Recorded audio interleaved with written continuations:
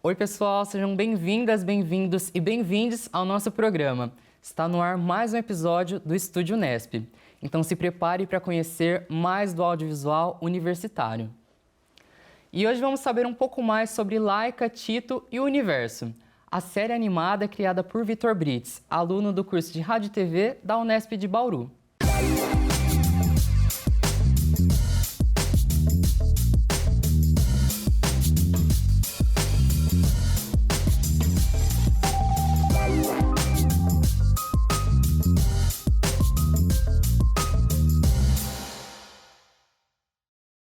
O projeto, financiado através do Catarse, consiste na realização do episódio piloto da série utilizando a técnica de animação stop motion e já venceu algumas premiações mundo afora, como o prêmio de melhor curta de stop motion no Indo Singapore International Film Festival e melhor animação no Paris Cinema Awards. Laika, Tito e o Universo conta a história de Laika e Tito, dois irmãos órfãos que moram dentro da caveira de um gigante. Laika sonha em conhecer a lua mais próxima e constrói um foguete para chegar até lá. Porém, ela não tem combustível para isso. Mas seu irmão Tito consegue esse combustível e, com a ajuda do amigo Mamufo, eles tentam decolar o foguete.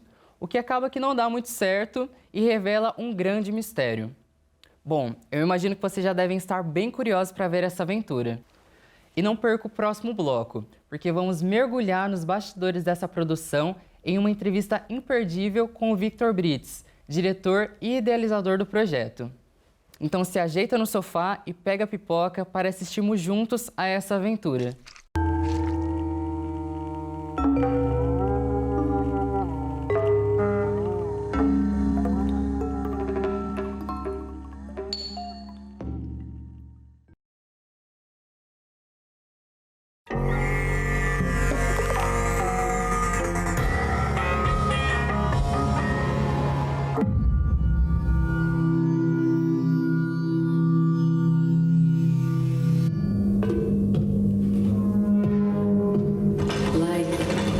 Chegando, vem cá ver.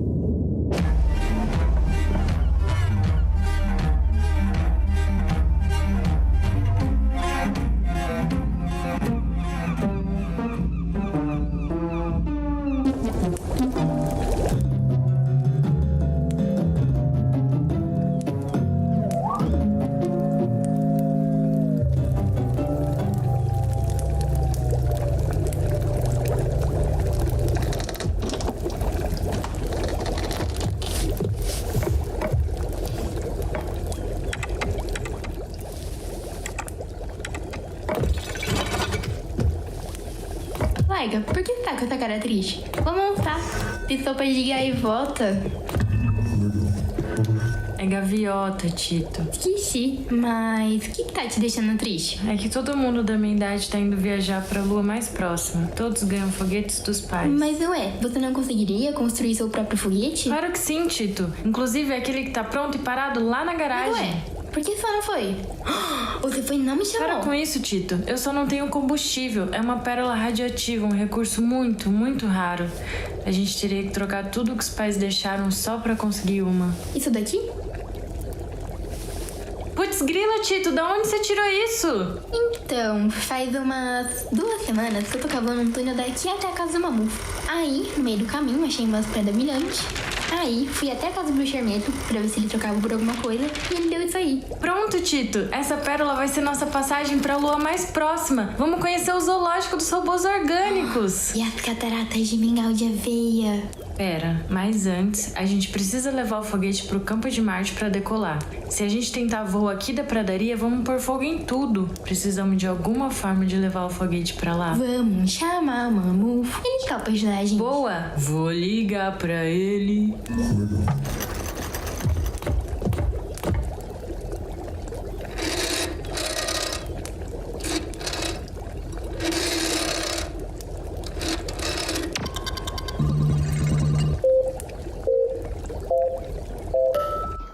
Onde você estava, Valkyria? Me divertindo muito. Com aquele seu amigo, lembra, Roberto? Mamufo! Atende o telefone. É aquela sua amiga estranha lá. Calma, pai. Espera acabar os créditos. Que saco, Mamufo. Tenho que ir pro trabalho. Vem, atende aqui logo.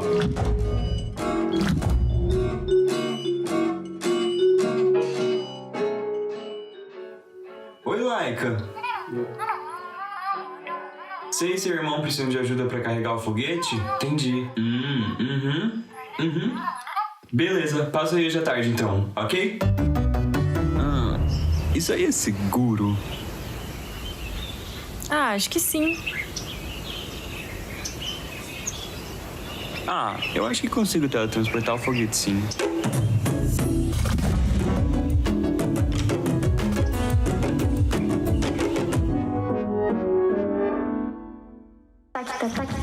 Taca de mim. Mamuvo, você não consegue teleportar pra mais longe? Eu só consigo teletransportar de 2 em 2 metros. Mas minha mãe me disse que quando eu entrar na puberdade, eu vou conseguir teletransportar de 3 em 3 metros. O que é puberdade? Boa pergunta. Acho que é quando nasce uma espinha que sussurra no nosso ouvido. Enfim, chegamos ao campo de Marte.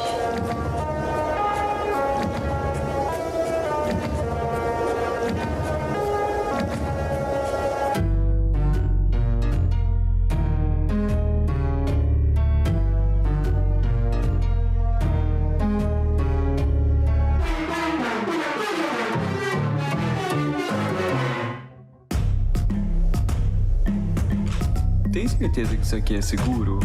Tenho sim. Você vai querer entrar com a gente, Mamufo? Eu não vou entrar não. Eu espero aqui fora.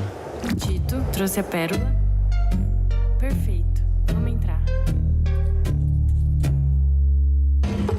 Laika, como você fez esse lugar ficar tão grande? Foi na montagem. Tito, coloca a pérola no compartimento.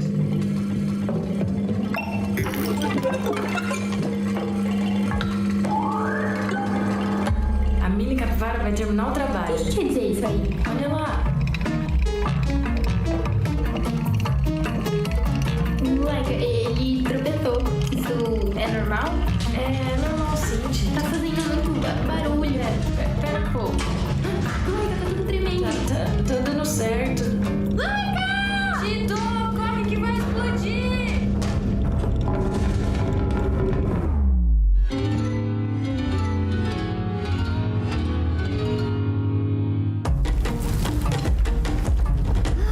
Mamufo, tira a gente daqui!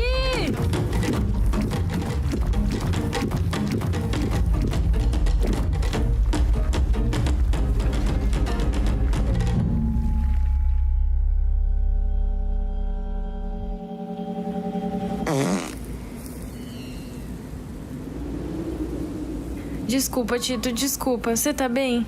Olha, pessoal, parece que tem alguma coisa ali. Tito, não importa mais. Já deu tudo errado mesmo. Vamos lá ver. Eita, parece que tem mesmo. Eu tô bem, pessoal. E vocês?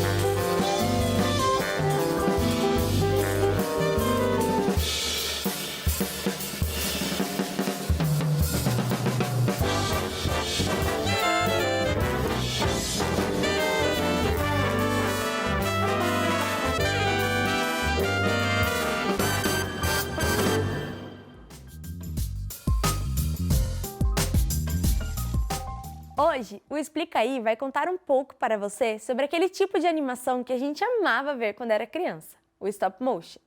O stop motion é uma técnica antiga de animação que surgiu no início da história do cinema. Ele consiste em criar a ilusão de movimento através de uma sequência de fotos de objetos estáticos. A ideia parece simples, mas o processo é bem trabalhoso, já que são necessários de 18 a 24 fotos para 1 segundo de material. Hoje em dia, é cada vez menos comum uma obra utilizar 100% da técnica, porém, ela não foi abandonada. O stop motion vem sendo mesclado com as novas tecnologias digitais de animação, diminuindo o tempo e os custos de produção. Bom, esse foi o Explica Aí de hoje. Espero que vocês tenham gostado e até mais!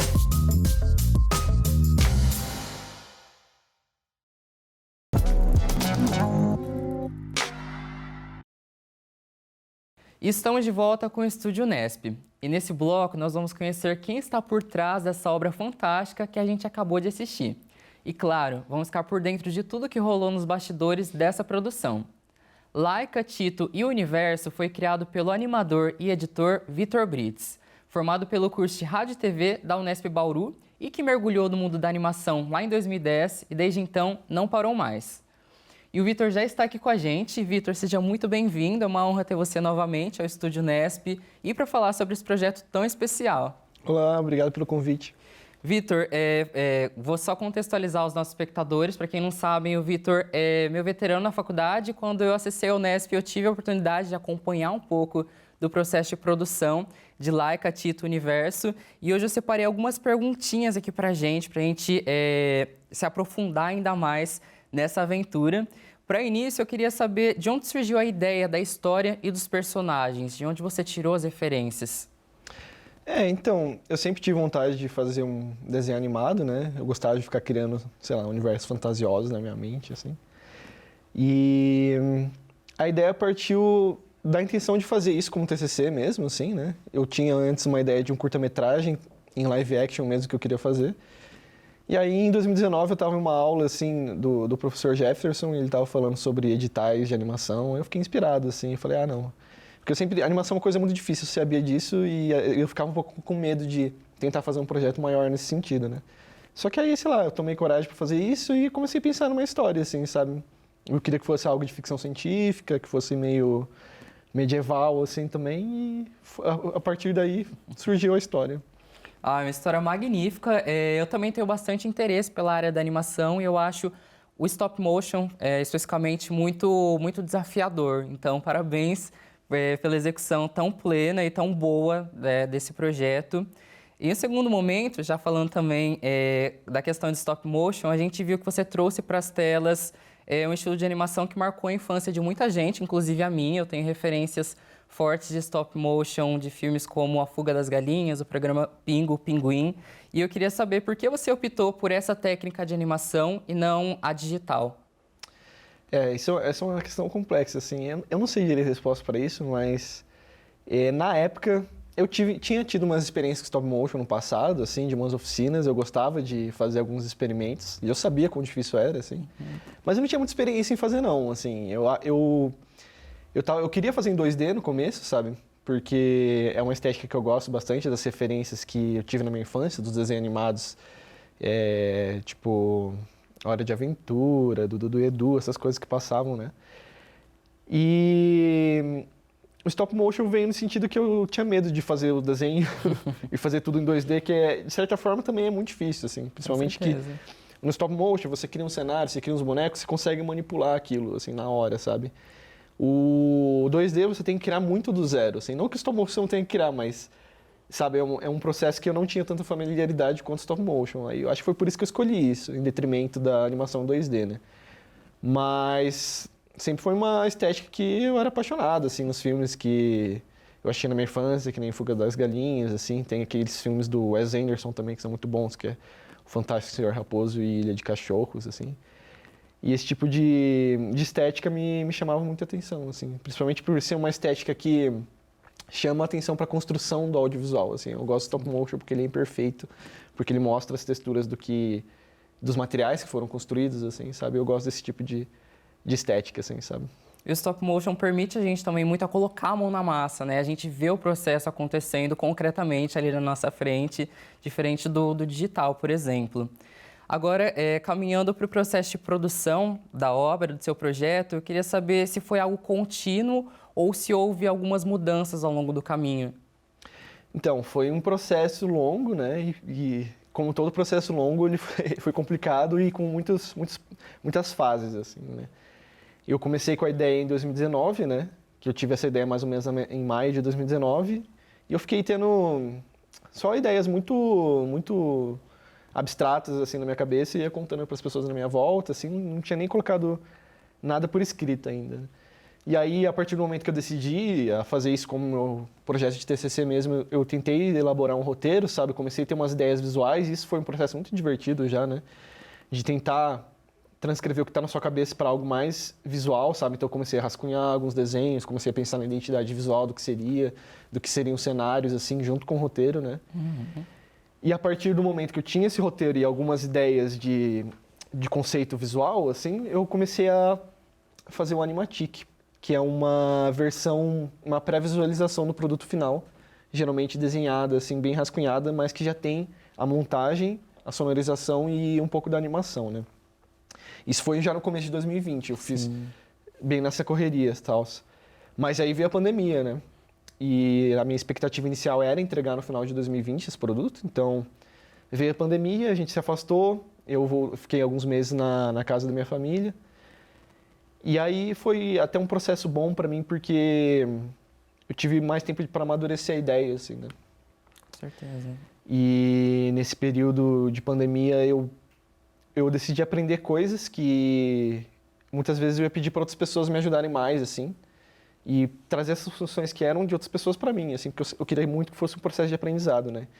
Então eu sabia, por exemplo, que eu ia usar muito cenários e animação 3D digital, né? E que é inevitável em certo aspecto, porque é uma necessidade orçamentária para as ideias que eu tinha na minha cabeça, assim, não dava para construir maquetes gigantescas às vezes, sabe? Tinha que ter um pouco de digital lá. E eu peguei esse tempo da pandemia para aprender sobre isso, assim, né? E depois disso, eu fui tentar construir os bonecos também, né? Foi um grande processo aí de vários experimentos, vários testes, vários tutoriais no YouTube. E foi assim que fui aprendendo, assim. E uma coisa super legal a respeito do projeto foi que a gente pôde acompanhar o processo de produção através das redes sociais. Eu acho que isso gera uma aproximação muito forte com o público. Como foi construir essa relação? Então, depois desse período de 2020, eu reestruturei meu cronograma, eu reestruturei a equipe para fazer uma produção feita à distância, assim, sem ter muito contato com as pessoas, para a pandemia e tal. E fiz toda a parte orçamentária e organizacional, né? E a partir desse ponto a gente criou as redes sociais para canalizar pessoas para a campanha de financiamento coletivo. Eu sei que a gente vai falar mais disso, mas foi no sentido de criar uma audiência mesmo para poder apoiar o projeto, sabe? E mostrar o processo, porque para mim o processo é tão ou mais importante do que o produto final, assim. Uhum. E ainda nas redes sociais a gente viu que deu um trabalhão dar vida a essa história, dar vida aos personagens. A gente viu muito a equipe utilizando materiais reciclados e até retirados diretamente da natureza. Aí eu queria entender como que foi fazer a escolha de uso dessas técnicas mais artesanais e o porquê você escolheu isso. Foi com base no que a gente tinha lá em mãos, assim, não foi esse processo meticuloso, planejado. Eu não fiz nenhuma planta de nenhuma maquete, por exemplo. Eu tinha um Animatic e eu pegava a câmera, media qual que seria o tamanho, quais materiais eu acho que poderia ser feito e o que estava em mão a gente fazia, né? E da questão orçamentária também, sabe? Tipo, o que tinha lá pra gente usar, a gente usava, sabe? Então foram muitos acidentes felizes, assim. E o processo incentivando como ia ficar, né, o produto final. Sim. Uma coisa que eu acho importante destacar é que quando a gente fala em animação, o grande público costuma ter a noção de que é um processo fácil e tranquilo de ser feito. A gente sabe que não é bem assim, né? Aí eu queria saber se você pode contar pra gente alguma curiosidade, alguma coisa que rolou durante a produção que foi desafiador para você. Eu acho que a parte mais desafiadora foi mesmo a construção de cenários, assim. Eu queria muito fazer isso, eu tinha um pouco de experiência, assim, que eu gosto de fazer. Eu gosto de mexer um pouco dessa área de artes plásticas, né? Mas foi muito desafiador, assim, principalmente porque eu tinha que pesquisar para cada coisa, eu tinha que pesquisar alguma coisa nova, alguma nova forma de fazer. Então, construir os cenários foi um grande desafio, assim, sabe? Tentar replicar as texturas, criar coisas complexas, assim, sabe? Mas a gente também sabe que nem só de dificuldades vive o projeto, né? Aí eu queria saber qual foi a parte mais divertida, se você tem alguma situação especial ou acontecimento marcante que você gostaria de compartilhar com a gente. Eu acho que, assim, o processo inteiro foi muito divertido, assim. Foi muito complicado, difícil, mas sempre foi muito divertido, assim. Me trouxe muitas experiências de busca de conhecimento, assim, de interação com outras pessoas, de engajar o pessoal no projeto, sabe? Isso foi uma parte muito divertida. Mas eu acho que, assim, momentos específicos que foram muito legais, assim, e deram muito certo. Teve um dia, assim, que eu estava construindo as maquetes, né, e tem um cenário que eles moram dentro de um esqueleto, né, decompondo, assim. E a garagem deles é a costela desses esqueletos que fica para fora da grama, assim, né. E eu já tinha isso desenhado, sabia que eu queria fazer isso e eu estava começando a criar essas costelas, né, com papel machê, papel crepom e tal. Só que aí um dia eu fui passear, tem um pasto aqui no final do Ouro Verde, aqui em Bauru, e tem um pasto que tem o gado que fica lá, né, e eles morrem e deixam os ossos lá decompondo, assim. E nesse passeio, assim, eu achei costelas de vaca intactas e vértebras, assim, sequinhas, e elas eram do tamanho ideal para fazer o cenário que eu usei, né, em relação aos bonecos, né, o tamanho era certinho como eu estava imaginando. E aí eu fui lá, peguei essas costelas e usei no cenário, assim, sabe? E também depois que a gente começou a animar, né, ver o produto se fazendo na nossa frente, né? Tipo, a gente ficava horas fotografando, depois via como a movimentação dava certo. Então, isso é um processo, assim, muito prazeroso mesmo.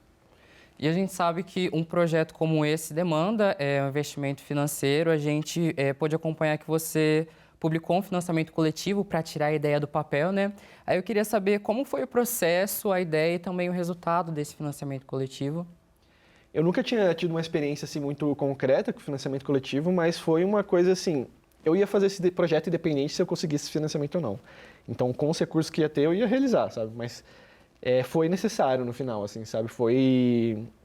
Esse dinheiro do financiamento coletivo foi necessário principalmente para esses recursos materiais, assim, né? Compra de material, compra de ferramenta. Então, comprar todas essas coisas para eu poder trabalhar, sabe? E foi um processo muito divertido, assim, sabe? Foi uma coisa aliada às redes sociais, né? Um processo de divulgação. E um processo, acho que, assim, extremamente necessário que ajude esse tipo de ideia a acontecer, sabe? Porque realmente teve bastante gastos, assim, mas foi um sucesso, assim. Deu muito certo, sabe? O pessoal engajou bastante, então foi uma experiência muito que me trouxe muitos aprendizados. E agora falando sobre a dublagem dos personagens, que é uma parte que eu tenho muita curiosidade. A gente viu que os seus amigos deram vozes aos personagens. Eu queria entender como que foi a captação desse áudio, se vocês foram para algum estúdio fazer isso ou se foi feito em casa mesmo. Então, todos os projetos assim, né, de TCC, geralmente aqui da Unesp, todo mundo está se ajudando, né? O pessoal está fazendo por aprendizado mesmo, então não tem esse direcionamento de verba para pagar muitos profissionais e tal. E foi isso, meus amigos que estavam tanto me ajudando na construção dos cenários, quanto na fotografia, na animação, me ajudaram também na dublagem, né? E foi um processo bem interessante, porque primeiro a gente recriou a atuação dos personagens em live action, assim. Então a gente gravou eles com câmera mesmo e com microfonação para eu usar o movimento deles de referência. E aí eu usei esse áudio que a gente tinha captado para fazer a sincronização labial das falas dos personagens com a dublagem. E depois a gente fez uma gambiarra lá com o microfone que a gente tinha e o isolamento acústico possível que dá para fazer em casa e gravou em casa mesmo as dublagens. Perfeito. E aí, agora eu queria saber se você já planejou os próximos passos da Laika, do Tito e do Mamufo. O que a gente pode esperar? Não, eu não planejei tão bem assim, na verdade. Eu ainda preciso fazer um lançamento oficial, né, em todas as redes sociais. O que eu fiz até agora foi inscrever alguns festivais online que abriu, assim, sabe? Alguns internacionais, alguns nacionais. E teve algumas exibições, assim, mas eu ainda não tenho um planejamento concreto do que pode acontecer. O que eu tenho feito junto com o pessoal da produtora 32, que são amigos meus do meu curso, de escrever alguns editais para tentar financiamento para adaptação desse projeto para um curta-metragem, assim, mas eu ainda não tenho planejamento concreto para transformar isso em algo maior, sabe? Mas com certeza eu quero, sabe? É uma coisa que vai estar aí pro resto da minha vida, que eu pensei nesse universo aí estético e narrativo que pode ser aproveitado para fazer mais coisas, sabe? Com certeza eu quero fazer mais episódios. Bom, pessoal, e a gente vai ficando por aqui. A conversa tá ótima, mas a gente precisa ir encerrando. Agradeço a presença e participação do Vitor por estar aqui com a gente, por ter batido esse papo tão interessante. Eu adorei conhecer mais sobre os bastidores da criação de Laika Tito Universo e tenho certeza que nosso público também gostou muito. Eu fico muito grato pelo convite, muito obrigado à TV Unesp, muito obrigado a toda a equipe aí. E é sempre bom, né, divulgar o processo, porque para mim o processo de produção de audiovisual é tão necessário ter o conhecimento do que, sei lá, ver o produto, né? E fica aí as redes sociais do meu projeto, se vocês quiserem dar uma olhada, né? Que é no Instagram, Laika Tito _Stop Motion. E é isso, gente. Muito obrigado pela oportunidade. Obrigadão, Vitor. E se você gostou de Laika, Tito e o Universo, não deixe de assistir a essas indicações que preparamos para vocês. O curta de stop motion Quando a Chuva Vem, de Jefferson Batista, retrata a vida de uma família no sertão nordestino, no início da década de 80, em um dos mais longos períodos de estiagem da história do Brasil. Vale a pena conferir a obra também pela estética e trilha sonora.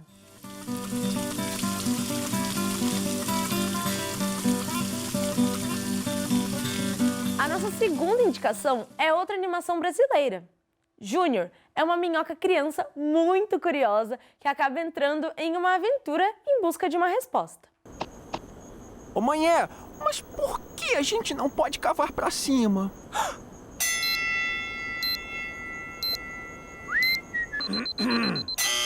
Porque sim, filho. Porque sim. Porque sim não é resposta. É melhor falar logo, ele já tá grande. Fala! A obra Minhocas, Por que Não Pode Cavar Pra Cima, está disponível no YouTube. E é isso, pessoal. Vamos ficando por aqui. E hoje não vamos nos despedir só desse episódio, mas do nosso programa. Esse foi o último episódio dessa temporada do Estúdio Unesp. Queremos agradecer a todos vocês que acompanharam o nosso programa, aos nossos convidados que reservaram um tempinho para estar com a gente aqui no estúdio e, é claro, a toda a equipe envolvida nesse projeto. E não deixem de seguir as redes sociais da TV Unesp para continuar acompanhando a nossa programação. Muito obrigado e até a próxima!